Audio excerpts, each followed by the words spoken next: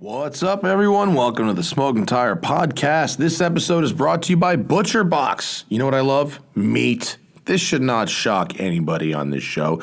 I love meat, and I love really good meat. More importantly, I really love really good meat. I don't go cheap on my meat because if you cheap out on your beef, it's just like, oh, it's going to be so gross. Like, the difference between good meat and bad meat is pretty enormous. Like, it's better for you. It's better for the environment. You know, I love a ribeye steak, but I do the reverse sear. It's delightful, but it's got to be good, right? And not everyone has convenient access to high-quality meat. It can be hard to find. Like, where I live, you go to, wherever the grocery store, they've got the good stuff. But if you're in the middle of nowhere, if you're in a more rural area, man, especially a non-beef producing rural area, it can be very hard. Very hard. But ButcherBox is here because everyone deserves good meat. ButcherBox, they just make meat show up at your door. Every month, ButcherBox ships a curated selection of high-quality meat right to your door, and mine. All meat is free of antibiotics and added hormones, and each box has 9 to 11 pounds of meat, enough for 24 individual meals. It's packed fresh, shipped frozen, and vacuum sealed, so it stays that way. It goes right into my freezer, and then into the sous vide or right on the grill once it's thawed out. ButcherBox, it's a total no-brainer. They got grass-fed beef, free-range chicken, heritage pork, wild-caught Alaskan salmon, and sugar and nitrate-free bacon. It's the way the meat should be. It's the most affordable and convenient way to get healthy, humanely raised meat. You get the highest quality meat sent to your door for around $6 a meal. So right now, ButcherBox is offering their new members 2 lobster tails and 2 filet mignons for free in their first box. That's 2 lobster tails and 2 filet mignons for free in your first box. Surf and turf for dinner, guys, at butcherbox.com/tire. Free surf and turf, lobster tails, and filet mignons, free in your first box at butcherbox.com/tire. We're also brought to you by Off the Record. Guys, you might have an attorney in your pocket just for tickets, right? But that's local. You don't have that everywhere. What happens if you get yoinked somewhere far from home when you're on vacation or a road trip, or if you work on the road? You need to have Off the Record, because Off the Record, they help you all over the country. 90+% coverage of America has Off the Record ready for you to get a ticket and call them, right? Off the Record has a great success rate. They match you with qualified local attorneys wherever you are in the country. They helped my friend Dave Patterson, that dude in blue, get out of a biggin', and they have been my exclusive representation for some time now, helping me out staying out of trouble here in my home city of Los Angeles. Off the Record has got a special deal for all Smoking Tire people. 10% off all legal services you book through Off the Record, and you don't need it now. Go to offtherecord.com/TST, make an account, or download the Off the Record app and use code TST10. That 10% is good for 3 years. Guys, what are the odds that as a listener of this show, you will get a ticket between now and May of 2023? The odds are pretty good. Off the Record should be ready when that happens. That way, when you see those lights in your mirror, you're just like, I got Off the Record. It's not going to be on my record. My insurance isn't going to go up. It's not going to be a problem. Exit that commercial ecosystem, guys. Offtherecord.com/TST or code TST10 on the Off the Record app for iOS and Android. That's how you do it. All right. On this episode, speaking of going real fast, Jason Castriota is the director of design for SSC, that's Shelby Supercars. Their new car, the Tuatara, is now, I believe, officially the fastest production car in the world. And to exclusively talk about that with the Smoking Tire, Jason Castriota is on the Smoking Tire Podcast. Welcome to the virtual show. How you doing, man? I'm doing awesome. How are you? I'm very well. Thank you very much. I haven't talked to you in, I don't know, a couple months. We go back to the Greenwich, Connecticut days. The mean streets of Greenwich. The mean streets of Greenwich. And wasn't it your dad that had a super cool custom Ferrari that he used to cruise around in Greenwich? Yeah, he had a 355. Right. That was actually a press car. So crazy fast. And it was clearly tuned up by the factory because we put it on a dyno and it had like 450 horsepower. Oh my God, that's so awesome. How lucky. 355 ever saw horsepower like that. No one even believed him. And he used to get in arguments on Ferrari chat with people. And he'd be like, all right. You know. No, I remember being a kid and seeing your dad, drive around and maybe young adult. And it was like when you were first starting to get well known for your design work. And I'd see that car and someone at like Miller Motor Cars, someone was like, that's Castriota's dad. I'm like, get the fuck out of here. And it was. And it's so funny that it was a press car. How awesome. Yeah. Yeah, it was really cool. It was really quick. Back at Gotham Dream Cars, we had a Ferrari 360 as a rental car that we swore was a press car because it was a very early Euro spec model that was in the U.S. legally, and it somehow was like faster than fucking everything. It sounded like no other 360 on the world, and it was so juiced up. It was so hilarious. Back in the day, the press cars were no joke. I mean, you remember when the Toyota Supra came out, and that back in the day, and that thing was pulling crazy 0 to 60, and everyone that drove that car said, yeah, that car had about 500 horsepower. Oh, Toyota was fucking juicing that one too. That's very funny. That's what journalists said to me. They were like, oh, that car was so fast. I mean, well, who would even if a journalist put it on the dyno, right? Then it would only boost. Sorry about the pun. It would only boost Toyota's cause because now the customers think the car is underrated and not that a press car has been fucking given the kill tune. Yeah, I mean that's what Porsche done so well, right? Porsches, every time you put them on a dyno, they actually have more horsepower than they claim. So yeah, but doesn't that happen? That happens with customer cars. That's not just press cars. Customer cars do that. Yeah. They tend to be very conservative, with how they declare, which is cool. Yeah, I've got the new Shelby GT500 in the driveway right now, and this is the first Mustang I've ever driven that really, really felt like it really made all the power that was advertised.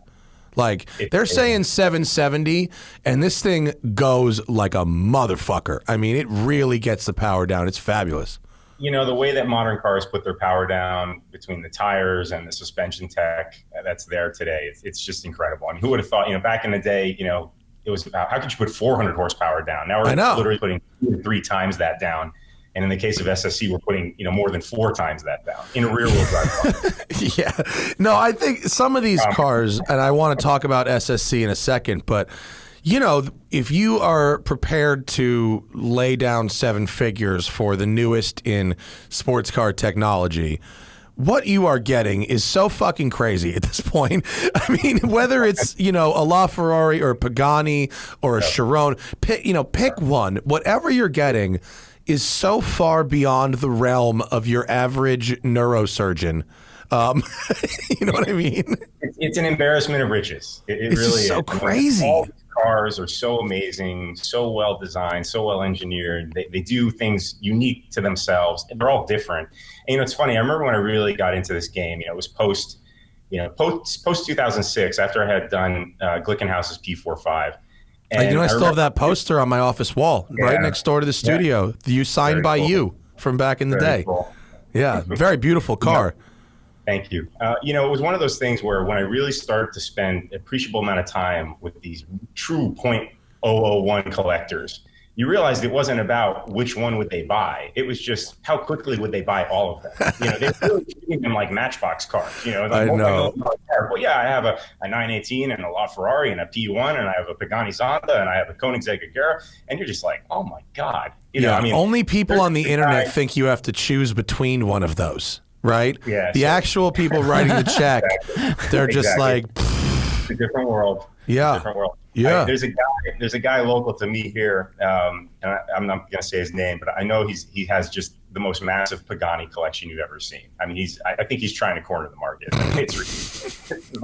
It's like, oh, what? 5's not enough? Oh, 10's not enough? That's it's just like, that's crazy. What do you do? What do you do with 10 Pagani? I mean, like, I don't know. I don't know what it's like to have that much money, but like if I did, I feel like I would explore variety.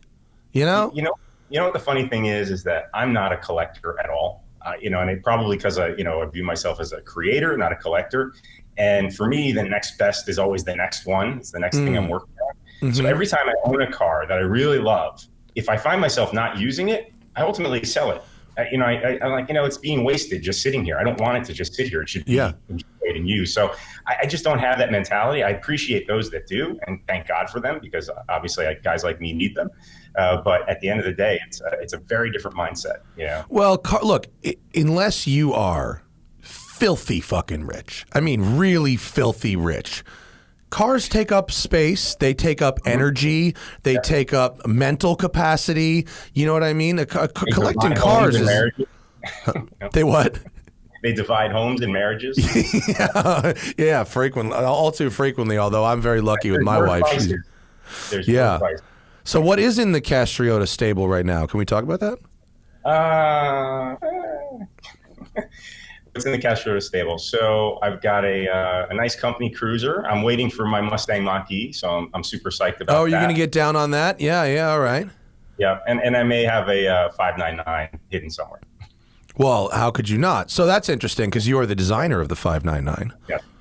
And I once had a nice conversation with Ian Callum, who's a well-known designer, and I asked if he'd ever owned or currently owns anything he's ever designed, and he said no, because when the designs made it past the bean counters and into the showroom, they were never as pure as his drawings, and he didn't really want to get in on it. And yet you own a production car that you designed, so you don't really feel that way, I'm guessing.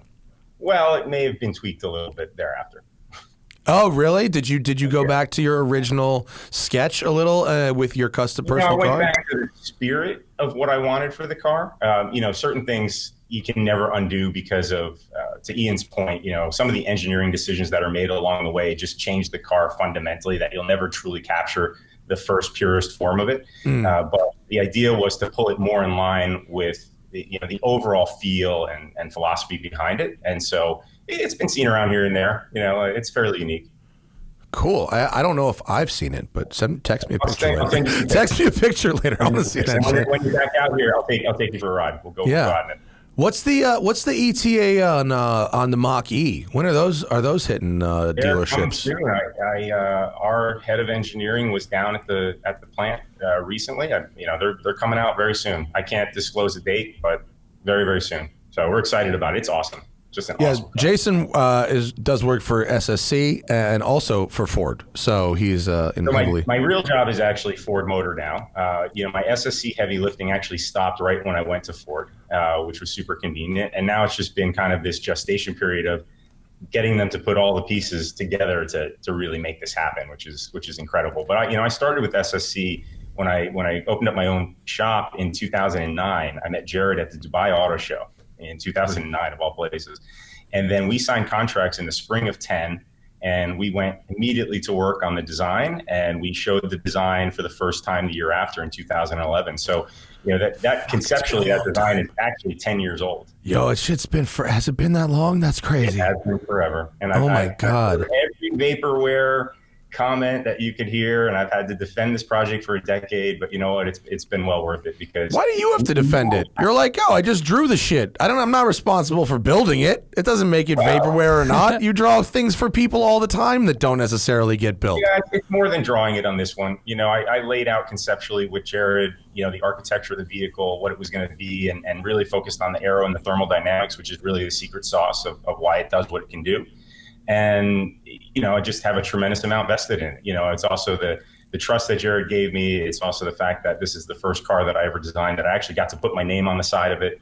So it wears my badge on the side of the vehicle, on the sailplane in front of the rear wheel. And, it's a very seminal moment. So, you really feel very much this is a blank sheet of paper. So back to Ian's comment, this really came out as I envisioned it. And that's really special about it. Yeah, so from that drawing 11 years ago, although there may have been some functional tweaks along the way, it did not need to be watered down much. No, it wasn't watered down at all. I mean, from the concept model that we showed at Pebble Beach all those years ago, the car dimensionally changed a little bit because I actually wanted to increase the interior volume a bit. I knew, people just keep getting bigger, and we wanted to have. We are a fat culture. Yes, and they're following suit. And tall, so our second client is 6'5". He's a big dude, and to fit in the car comfortably. And he's not even built like a 6'5" guy, because he's got crazy long legs, like he's almost 7 feet. he's all leg and short torso. Oh, he's like a Brian Scotto. You know Scotto from Hoonigan? Yeah, he's the weirdest position sitting in cars. He has to do these tiny little steering wheels to get between his legs. His knees are up at his ears, right? They're designing the car around people like that to make sure it could really be comfortable. And then, some of the changes that were made to the power plant and how we were going to put the power down, that affected overall the dimensions. Millimeter to millimeter, the car is actually completely different, but at a glance, it looks identical to the original beyond the rear end. So the rear end, I opened up the entire rear end to really get the heat flowing out of the vehicle. And we have a lot of unique aerodynamic tricks that pull air out of the vehicle and create this super clean wake behind the car, which again is part of the reason why the car is so efficient. I mean, the final product is ultimately what I think is a very attractive car. I mean, I see certain elements that are sort of evocative of other very nice, cars. I see traces of, and that may just be because that's at this level of performance, that's just what the optimum shape is.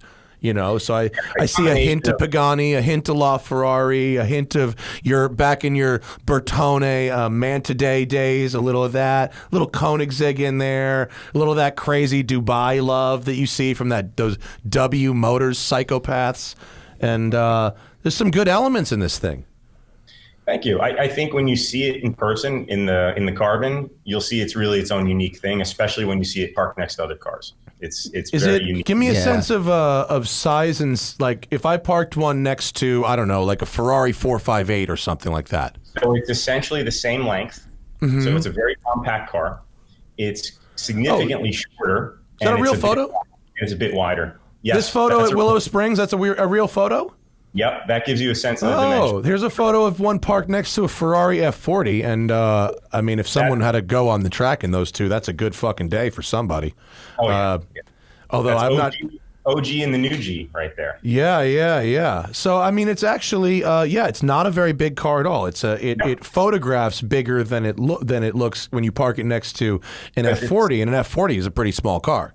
Yes, it's very dramatic because the occupancy cell is really optimized to be as tight as it can without being claustrophobic. And so there's a tremendous amount of shoulder on the car, and the car just has great stance because the body was actually designed around the true wheel position, so we could always maximize the aero around the vehicle. And it just has a very unique aesthetic when you see it on the road. It's really a spaceship when you see it. Zach, is there a photo with the doors open? How wide is the sill to get in this thing on the side? Is that a big climb? It's not very wide because it cuts in.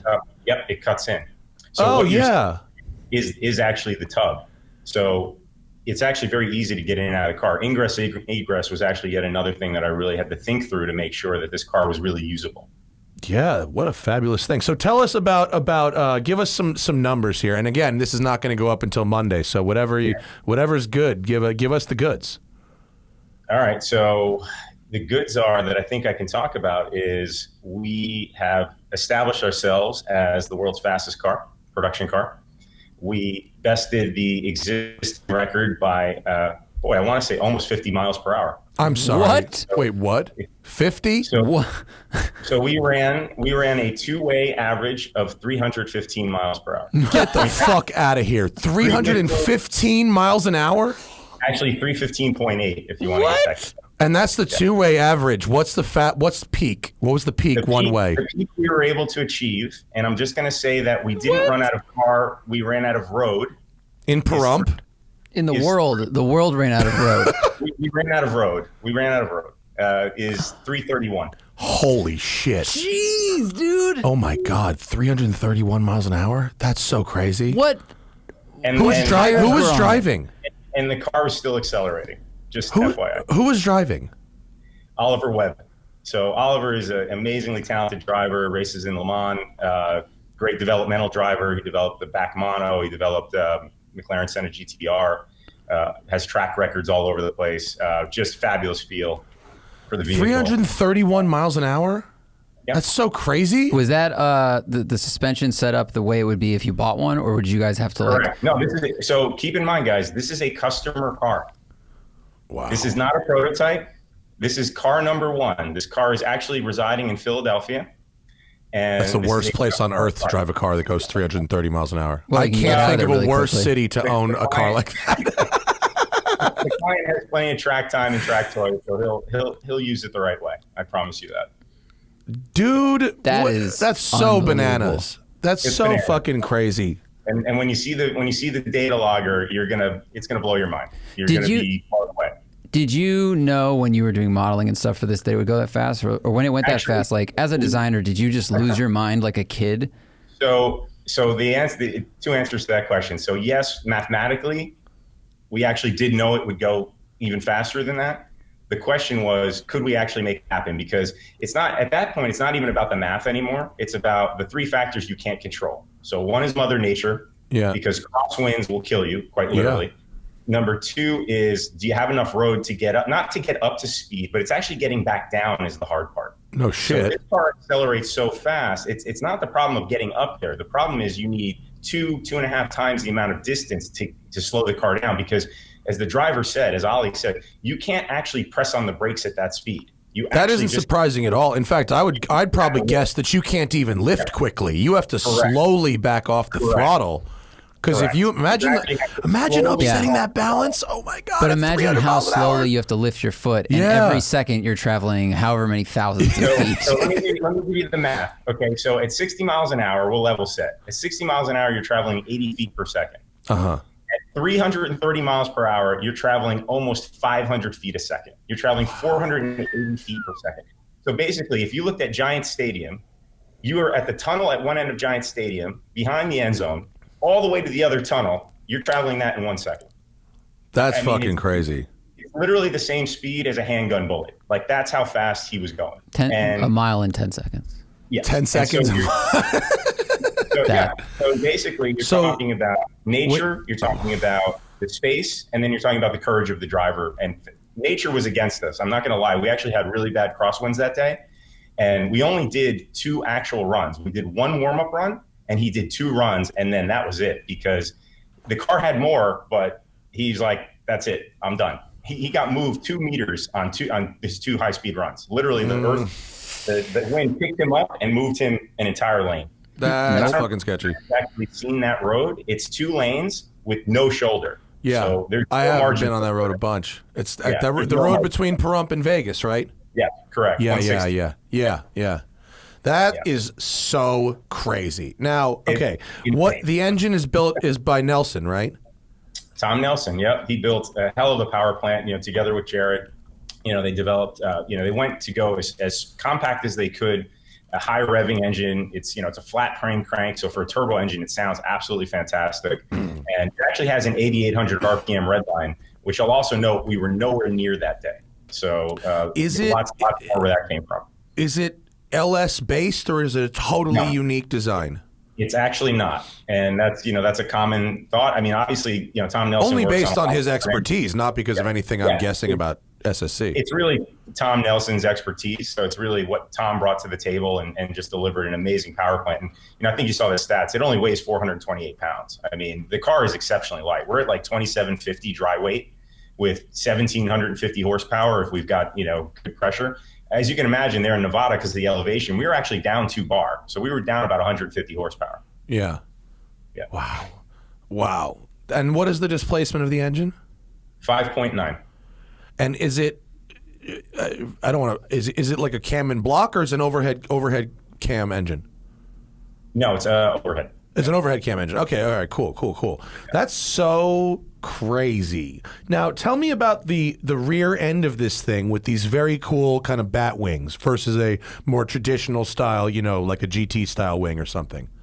So really, the whole inspiration for the car was to really tap into the aerospace heritage of the Northwest. Jared and SSC are based 2 hours inland from Boeing and all these amazing aerospace suppliers. And in fact, a lot of the aerospace suppliers are our suppliers, where the tub is being built, where the body panels are built, where all the great aluminum work is being done, et cetera. So we really wanted to capture, how do you really redefine a hypercar for America with a brand that, didn't have really considerable history. When Jared built his first car, he just wanted an exotic wedge shape, which was very in vogue, at the time, kind of his poster car. And, it's certainly reminiscent of a Lambo of that day and age. And this was really about, creating something that was very pure and very purposeful. So it wasn't styled, it was really designed. I mean, everything about it is really about moving air around the car and through the car. And again, that's really where this car differs. Most cars are styled in the sense that, you create a beautiful shape. And, as hypercars all have great proportions. So as you said, when you're looking at it, you go, oh, well, I see a little this and I see a little that. But when you see it in person, you're going to see your eye is going to flow exactly the way air flows through the car and around the car. Because getting air in and out of the car, the thermal dynamics of the car, keeping that laminate airflow around the car, no spillage coming out of the car, that's what makes this car so fast. It's ultimately the advantage that this car has over other vehicles because of the way we laid out the architecture, because we focused first on actually laying out the radiators around the passengers and the drivetrain, and then all the ducting. And then the shape, which conceptually I had in my head, that was actually the quote unquote the afterthought of, okay, now let's shroud this as efficiently as possible to, again, optimize all of the thermal dynamics that we have to deal with that are going to ensure we have the aerodynamics and the heat management down, because that's the fear at those speeds, the amount of power you're generating. If you have that much power, you've got tons of heat. If you have tons of heat, you have a lot of radiators, you have a lot of fluid, you have extra weight. It's this domino effect that just continues to cascade across the project, which then compromises the vehicle. So this ground up approach of inside out is really what makes this a very uncompromised vehicle, which is why it's still comfortable for people, but it has this extreme envelope of performance that people haven't seen before. When you hear, Bugatti going through their marketing shtick for the Chiron, or really more with the Veyron back in the day, and it was, well, at 250 or whatever, you go through your fuel in 7 minutes, but it doesn't matter because your tires are melting 4, all that kind of shtick. Do you guys have some kind of very special tire setup? I could read Michelin on one of the photos, but is there a special tire?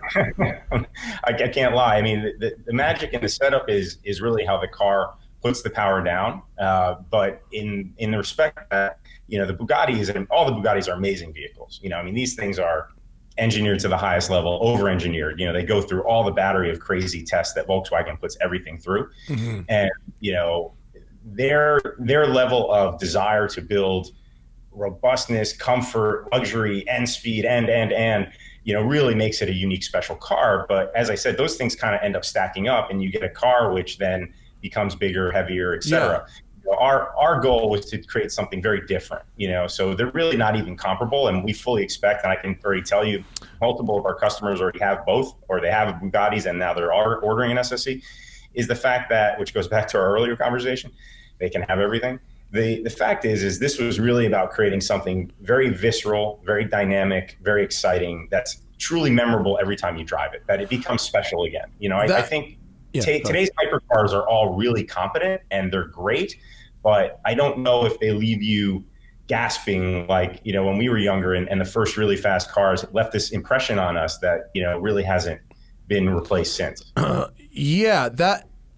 That wasn't really what I was asking, and I don't think I worded it right. What I really meant was, what about the SSC's design had to be really, really reinforced and thought out to handle the forces at 300 plus miles an hour? So, okay, so to answer that more accurately. Or is the answer that because this car is so light, it doesn't have a lot of those other issues that you'd have with a Veyron, which is quite heavy? Correct. It's okay. Part lightweight. It's part the manner in which the engine is mounted. So Tom Nelson has some secret sauce in his engine mounts that allow us to, have so much power, but not, destabilize the car while it's banging through the gears. It's very much the rear suspension setup. Jared did a tremendous amount of work in the Ultimate Aero in terms of the ride, the quality of that car. And people are actually always shocked when they actually drive that car, how good it really is. You ever drive one of those? Did you ever go, Jason, in Ultimate Aero? Yes, I have. Yep. Did you like how it drove? It really shocked me because honestly, I came in with, I'm not going to lie, I came in with low expectations. I didn't know much about Jared when I met him. I didn't know much about the Ultimate Aero. I'd seen the little, back in the day, I think it was Autoblog or somebody broke the news that, this small company out of Washington State had bested Bugatti's record and ran 257 miles an hour and it did a 254 two-way. And it was like, wow, okay, well, it looks, kind of like, a little bit not all the way baked, so to speak, and it's a lot of power. And, to Jared's credit, he did, that was his first car he ever tried to design, and I think he did a pretty bang up job if you think about it. It looks better than Christian's first Koenigsegg, which if you've ever seen the first ever Koenigsegg, it looks like a melted alien, whatever. The XX? What's I mean, the little prototype he made, before there was even a production car, he made a really bizarre looking prototype. And it was uglier than the Ultimate Arrow. I'll give. No, I mean, the Ultimate Arrow. Listen, the Ultimate Arrow has tremendous presence. It holds its own, and it's fast. It is really fast, and it's still a stick car, which is also really cool. So in fact, the owner of the the record car, the one you were showing before, the black and red Tuatara, he owns a white Ultimate Arrow. So he is like the ultimate SSC customer. Oh, he's an SSC enthusiast. He for really sure. is. Yeah, you'd have to be. So the gearbox in Tuatara is a dual clutch. What are we working with here? No, it's not. It's single clutch, and that's another place where I'd say a tremendous amount of work was done. So the partner for that is Cima out of Modena, and they did a phenomenal job. That gearbox handles so much power that when they started with this, and they've done gearbox for other hypercar manufacturers who shall remain nameless.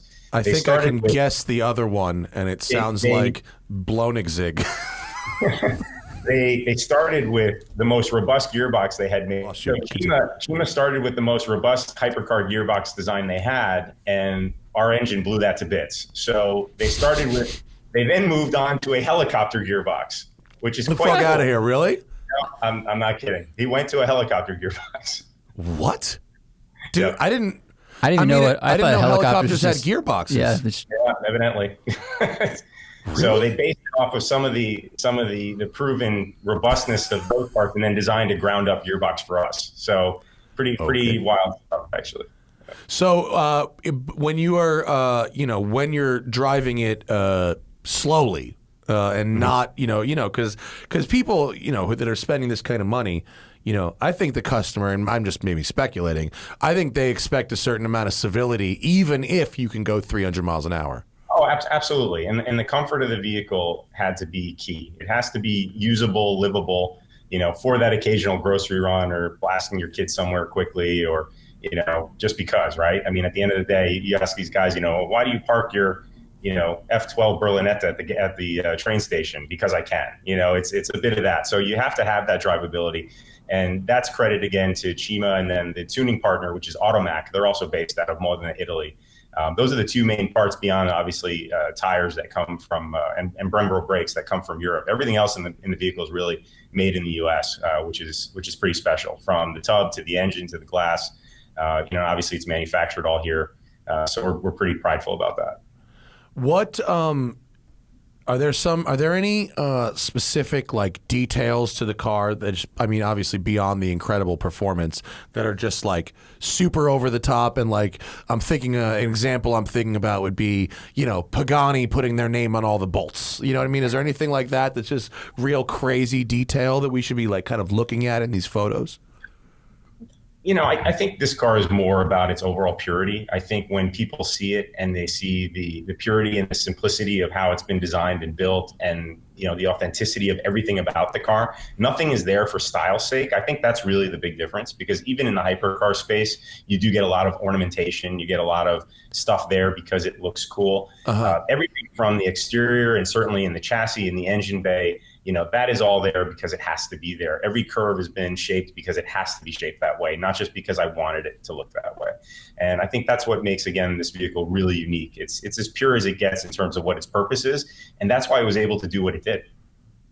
Does that enormous power number, the 1750 number, is that like an E85 tune? Yes, it is, right? That's E85. We're at like 1350 on pump, and then if you have a blend, you actually end up right somewhere in the middle, depending on the mixture. So. Yeah, we just filmed a tuner car shootout that we're doing with Auto Tempest, our partner for YouTube, and like anything that's up over like 700 horsepower now is really running E85, and it's an amazing fuel, but goddamn, you go through it quickly. Yeah. How fast do you drain a tank at 300 miles an hour of E85? I mean, it must be like 60 seconds or something. I don't know. I didn't ask. I'll have to look at the data on that. I didn't actually ask. I know we were running it with about 3/4 of a tank. I'm on the runs. So obviously it's getting down there. It's getting down there pretty quick. I think we were ending up with like a quarter of a tank. So, probably I mean, you could probably just watch the needle go down at that speed. You're literally watching the first slopes. You're watching, the speed needle go up and the gas needle go down at literally the same exact rate. Wow, we're just looking at a picture of the engine right now. Those intake manifolds are gorgeous. Yeah, so there's also a really trick proprietary intercooler setup that sits right under that, and that's another trick part of the engine that Tom developed for us. It's just beautiful, and you can see the push rod suspension that gives you, again, that ability for the car to really bite. It gives you that bite. It's really incredible. We're looking at a shock absorber that's mounted, looks like right, centrally down the center of the car between the engine and I don't know, the rear subframe or something. What is that shock absorber there? Yeah, so that's hooked up to 2 push rods off the suspension arms, and so that aids in the car's ability to actually really dig and bite and get traction. So that way you remove axle hop essentially. Yeah. So it's part of the trick. Again, you asked before about what are the really special qualities in terms of the robustness or things we had to do that were maybe a bit different. That's one of them.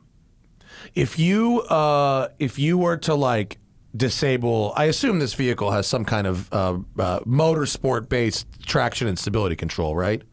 Yes. Because otherwise every single one of these would end up in a fucking tree.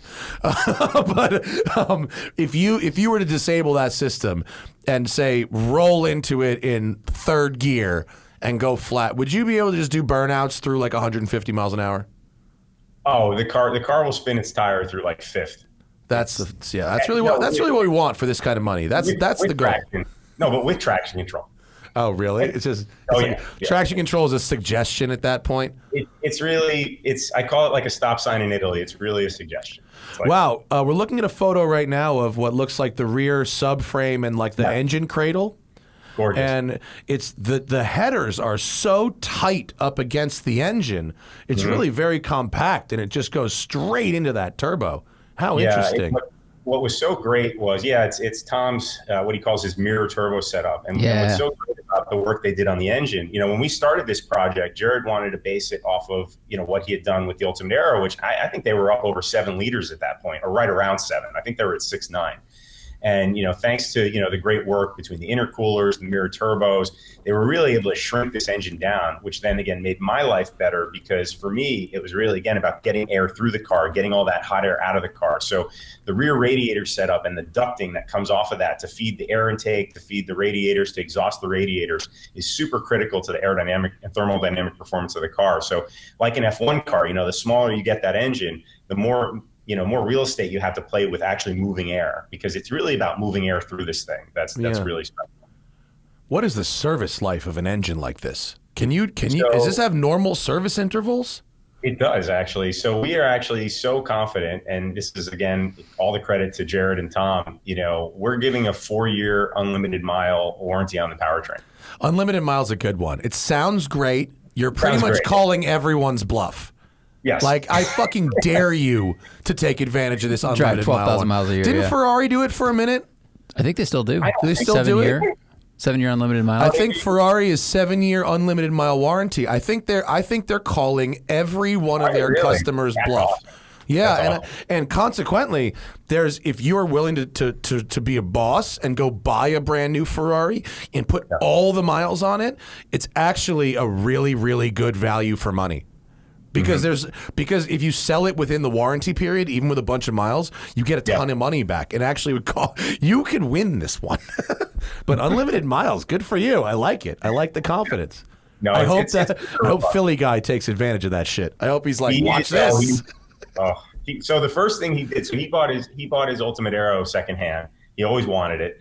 He bought it. The first thing he did is he took it to Cape Canaveral to go 250. Did he? He's our kind of guy. I mean, that's, and he's of course a Cliente guy also. So he has some serious kit. This guy. Yeah. But I'm going to buy this car and I'm going to rent a runway and here we go. That's a great weekend. Yeah. I like that guy. No, Larry's awesome. He's just the best dude. How do you think the Tuatara would do on you know, like a Circuit of the Americas or a Nürburgring? Are we talking about a total package here, or are we talking about outright top speed, and that's really where it's at? No. It's a total package. So the car has active aero. So, you know, if you keep it in what would be kind of the high downforce mode, and you guys actually had a picture of that earlier where the rear wing is just flipped upwards. Yeah. You get downforce that's commensurate with any hypercar today, you know, let's say non-winged hypercar, i.e. a Ferrari P1s, you know, 918s, things in that ilk. Now, if you're talking McLaren Senna level of downforce, we actually have a high downforce kit for the car that some people are optioning the car with, and that has that Senna level of downforce. So if you really want to go and break a track record, that's the way to go. But this car will be it will be very, very fast on a track. You know, is that high downforce kit just like big wing, big splitter, big front lip kind of deal? It's a completely different aero package. Yeah, so it's a whole new front splitter, dive planes, a different side rocker, a different rear diffuser that's longer and finned, and a fixed rear wing instead of the active rear wing. And so it's pretty tasty, and it's real fast. It's really fast. How does the I wonder, I mean, how much do you think that the high downforce kit affects your top speed? Do you think it'll still do over 3 with the high downforce? You know, it's funny. We were just talking about that the other day. I believe we'd actually still hit 3 with it. I think the issue that we would actually have at that point at 300 will be the tires, because, you know, at that point you have the weight of the vehicle, plus you have the downforce of the vehicle, and that's going to increase the amount of pressure on the tires tremendously. Thankfully, I think there's no real track that you could ever hit 300 on, you know, a proper track. But this thing accelerates so fast. I mean, you guys probably saw the Stradman video, right? I mean, I don't know if anybody extrapolated, and that was a roll-on a dirty track. You know, there's ash covered. It was in Oregon where the fires were. And, you know, roll-on, Jared did 242 in about a half a mile in about 20 seconds. Yeah, that's ridiculous. Yeah.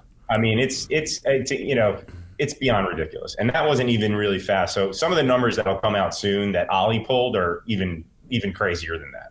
So I mean, just as a base comparison, it's probably not the same thing. But like 2 weeks ago, we were doing this our tuner car shootout deal in Florida, and I don't want to say exactly where or when, but there's a company called Calvo Motorsports. You ever hear of these guys? I've heard of them. Yeah, they do twin turbo Vipers. Yes. And these guys brought out an ACR with 2,000 horsepower. Okay, it was a 9-liter V10 with twin 76s on it, and it had a no lift shift sequential.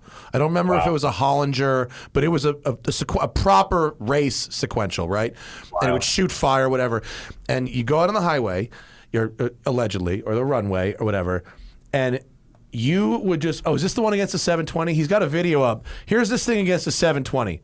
So you know how fast the 720 is, and this thing is like, goodbye, goodbye. Yeah. So we were doing 60 to 190s, and you couldn't, your eyeballs are in the back of your head. I've never been so scared. I can't imagine just people being able to buy this, like, and just have it. It's just, when you get that fast, it's just so crazy.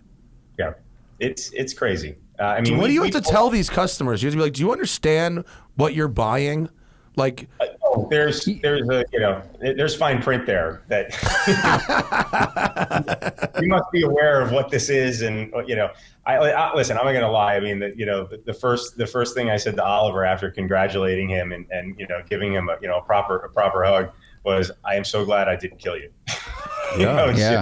It's just, I mean, this is it's really Chuck Yeager stuff. I mean, it's the right stuff. You're talking about putting a guy in a projectile and going, just go as fast as you can, you know, and the courage that he showed and the feel.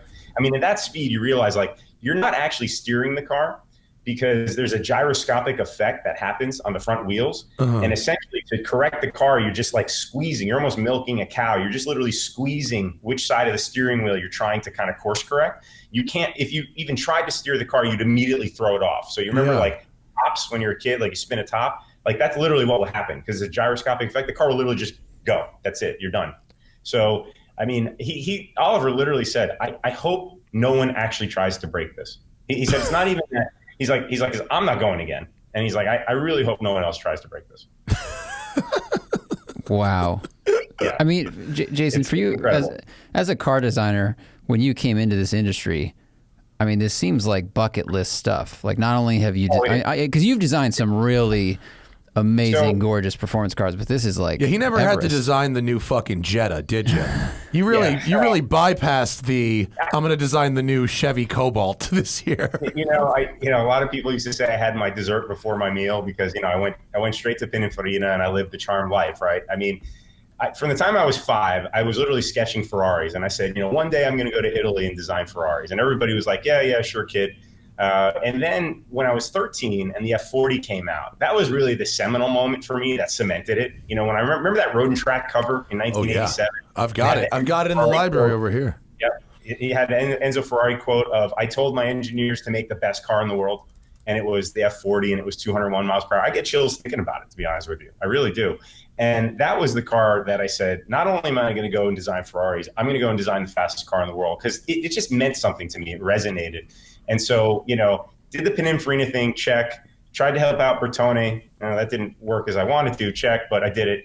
Saab was an amazing opportunity. Unfortunately, they never had the runway.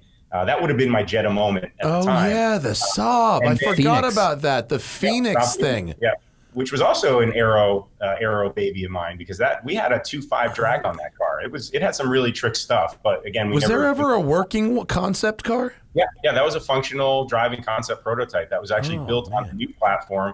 It had a torque vectoring hybrid system. It was super advanced. We had a Google Android touchscreen before anybody. I mean, we were on the right track. It's just, unfortunately, the company just didn't have the funds to get there. That's a bummer. Yeah, we got a picture of that thing. How cool. What a bummer. Yeah, so, and that, again, this was really just ended up being another research project for me in terms of aerodynamics and pushing the limits in that space. It was very controversial when it came out, but it did what it was supposed to do. It shifted the conversation from, when I first went to Saab, people said to me, wow, Saab, that's really risky. Why would you do that? And then after this car came out, it was like, wow, what does this mean about Saab? So it really shifted the combo, which is what we wanted, but it just didn't buy us enough time. If Geely was there at the time, you could have been Polestar a couple of years before Polestar. I know, right? It's all timing. They're doing a nice job. Have you seen Polestar 1 in person? It's fucking badass, man. It looks great. Thomas, their lead, he's actually designer / CEO. He's a great guy, very talented. I mean, listen, I think Volvo's done a fantastic job of the way they've built that brand over the past few years.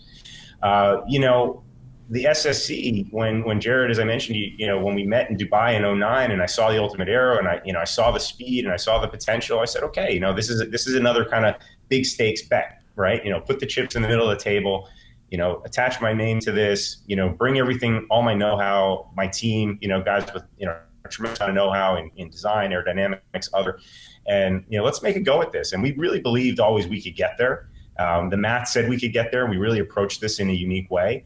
And, then it was just the waiting game. It was just kind of the longest pregnancy ever, this 10-year period. But, it was worth it because, all the extra testing that Jared did, and the amount of miles that Jared has at 250 miles an hour, I don't know if many people can rival what he's done in cars in terms of actually personally driving cars that fast. Other than maybe the test drivers at Bugatti like Loris and Andy Wallace and these kind of guys. But really incredible, the tenacity that I think the whole team had to see this through all the way to the end. And I didn't answer your earlier question, but yes, when we broke the record, I was jumping around like a little kid. Like I was. When you guys see the data log, when we release that, I ask everybody, go back and watch the data logs of the last 2 crazy runs by other companies and watch the speed from 250 up and then watch ours from 250 to 330. And you're just going to be blown away by just how fast it does it. It's not even that it does it. It's that it's still going. And Oliver actually lifted because he thought that, the Speedo was actually stuck. So the Speedo didn't look like it was still going, but he said that the car was still accelerating, but I lifted. Crazy. And he did, there was just more there. So it's just, who knows? Maybe some nutter will take it out at the Bonneville Salt Flats. And that's what I was thinking. I was thinking Bonneville. That would be awesome. That'd be so cool. You got sick, dude. I did 210 in a fucking Jetta there. You can do this. You're good. You're golden. Remember, who was it? Lucy, right? That crashed his Enzo, and then he had it built as a Bonneville Salt Flat car, and he ran like a 220 or 230, something like that. Yeah, but it was really just a stock Enzo, but with dog dish wheels on it, right? Yeah. I think he did something to the motor. Did he? I want to did something. I don't know, I'll have to double check, but I mean that'd just be cool if one of our, listen, some of these guys are totally bonkers, nuts in the right way. If they want to go to Bonneville and go try to run a massive number over 330, I'm all for it. How many of these things do you think you guys can build? So we're planning to build 100 total cars over the entire life of the Tuatara, but only 50 will be the coupe form. And then, which in the coupe form, you have the two flavors I talked about earlier. So you have the world record flavor, which is the car you see there, the black and red car, that's capable of the 330 plus miles per hour. And then you'll have the high downforce car, which the first one of those gets delivered next year, probably late spring, early summer. And that's definitely a car that you'll see. SSC will take that out to a couple tracks. We'll probably try to grab Ollie again, throw him in there and see if he can go beat a couple records somewhere else. Force him back in the car. Like, I don't want to go. So you you said 100 cars, but the rest will be what? Spiders, Targas? Is that how that works? There'll be a couple other variants down the line that we haven't disclosed at this point. But yeah, you can do the simple math of how that's all going to work out. Yeah, crossover, Safari build.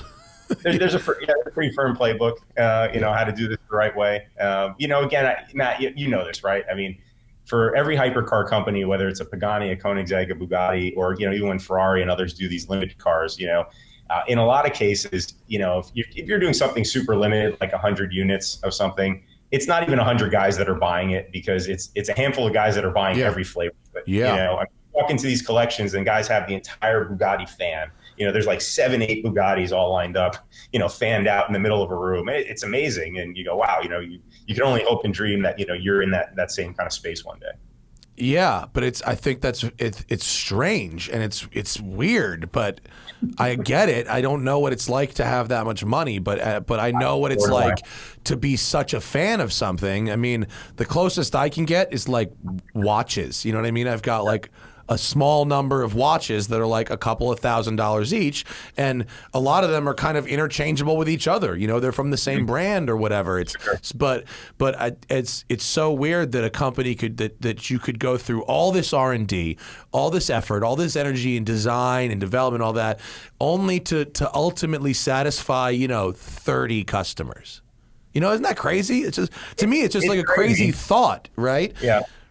And I mean, obviously, it serves the industry and the world, and the mere existence of a car that can go this fast. It does sort of bring a greater good, right? Like space travel or what the fuck ever. It moves the bar. I think that it's an inspiring thing when you see. I think especially in our case, it's a David versus Goliath. We're a much smaller entity. We don't have massive resources of a major OEM behind us. So to go out and really create that kind of art and science and do something really special like this and put a little footnote in the history book for however long that stands, is tremendous. It's really tremendous. Hopefully, it'll be for me what, my son just turned 14 a little while ago. So he's literally the same age I was when I saw the F40. For him, he wasn't there in the first, 10 years of my career. He was so small, he didn't know what I was doing or even cared at that point. If I'm, drawing cars all day, he didn't even know what that meant. So for him now, and his friends, seeing something like this, maybe it'll make them think of something really cool that they can do, and just in terms of pursuing their dreams and what they want to achieve in this world. So if it has that effect, then it's done its job, right? My favorite moment as a car designer was still in 2005 when I was at Geneva Auto Show. I got to actually unveil the birdcage. Andrea Pininfarina let myself and the project manager unveil the birdcage. And I got to stand there, and it wasn't just the press days that were cool. I actually stayed for the first public day because I wanted to see the kids come and see the car.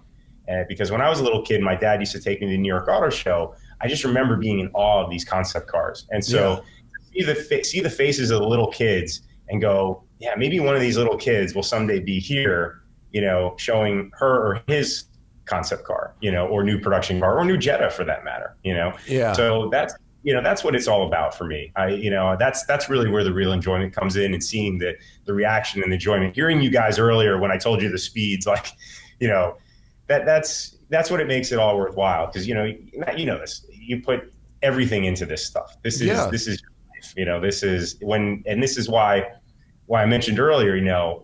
This is 10 years that I've been, 6-7 years on it full time, and then obviously the last few years I've just been kind of cheering from the side and learning about the updates. as my life kind of, changed. And at that point, my work was done. It was really about Jared testing and executing at that point, all the things that we had already proved out, in data and in math and in design. So, this moment was just so special, Yeah, well, it's insane to hear those numbers. A 315 two-way average is insanity.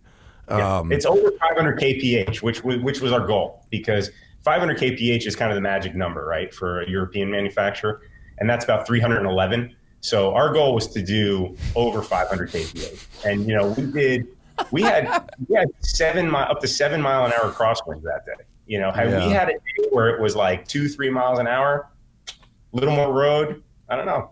I mean, that's just ridiculous. And how much is this thing? Like $2 million bucks? So it's around 175 base, and then with options, most customers are putting in $250,000 into options. So it's about 2, which actually is very aggressive. What are the options? Just colors and bare carbon and stuff? You can line the interior with a Ferrari. Is a big ticket item, and then you can do any kind of paint, any kind of striping, any kind of interior materials you want. There's also some other custom things we can do. So it's fucking well. Those 30 people are going to buy all 4 variants, and you'll have some very, very, very emphatic collectors. Can I drive it? Can I drive one, please? What do I have to do to drive one? I'll get you behind the wheel one. Please, I'd really love. I don't need to go 300, but I'd really like to see what that is like. We'll get you behind the wheel one. For that, I will come to you if you need. No problem. I don't get on a plane from any cars these days, but I'll fucking fly basically anywhere to drive that. It's stunning looking too. I don't know if Larry is going to let you drive his, but I have another customer who's a buddy of mine. I could probably twist his arm to let you take it out a little bit. No press fleet cars. Yeah, there's not going to be an LA fleet. No Hertz version. No LA rental car. It's super crazy, dude. But it's gorgeous looking, man. We can't make the press car faster. That's why we can't have a press car. Yeah, right. Because you can't juice it enough. That's super sick, man. You're the shit. I want to finish this out with just one little thing. I'm lucky enough to have a job that when I was younger, I was reading that same Road and Track that you were reading, and you were wanting to design that car, and I was wanting to be the guy who wrote that test. You know what I mean? We are. And I don't really know how I ended up there, but I ultimately did get to be the guy who, I just went to Willow Springs and tested the new Lamborghini for Road and Track. Like, that's the fucking gig, So cool.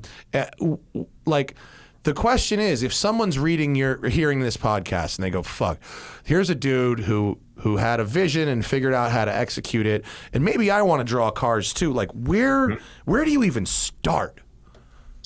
So, first off, you have to not listen to anybody who tells you not to do it. Because, I'm not going to lie. I mean, when I first told my parents this is what I wanted to do, they had the kind of, oh my God, you're going to be a starving artist reaction. You've got to push past that. There's going to be a lot of people who tell you along the way you can't do it. But beyond that, obviously started a great automotive design school. To get into these schools today, the beauty is, because of the internet, there's so many great tutorials on how to draw, how to paint, how to model. You can pick up very cheap CAD modeling programs, very cheap design programs. A lot of them have student licenses where you can actually get them for free. Literally the same programs we use professionally that cost $50,000, $60,000, $100,000. You can actually get access to, kind of simplified version of these. So I would recommend, doing your homework there. And if you're really passionate, you've got to stick with it. I went to the Art Center College of Design. It's, I still consider it the best automotive design school, but obviously there's many others that are great, like CCS in Detroit and Pforzheim in Germany, and many, many others. There's Coventry and the RCA in the UK. Asia has tons of great schools now. So there's actually no shortage of good design schools anymore. I think if you really want to be successful, you still need to position yourself like in any profession, one of the more recognized ones, because it's just a better platform. Right? You want to be exposed to other professionals who either teach at the school and or come through the school on a weekly or monthly basis looking for talent, because that's ultimately how you get discovered. I mean, that's how it worked for me. When At I went a certain to level, you gotta be physically there where the people are. Like the internet helps, but it doesn't get you all the way there. It does, and that's actually a really good point, because I've met so many kids or younger people who have said to me, "Oh, I have a design website and I post things, and I'm talking with this guy or I'm talking with this company."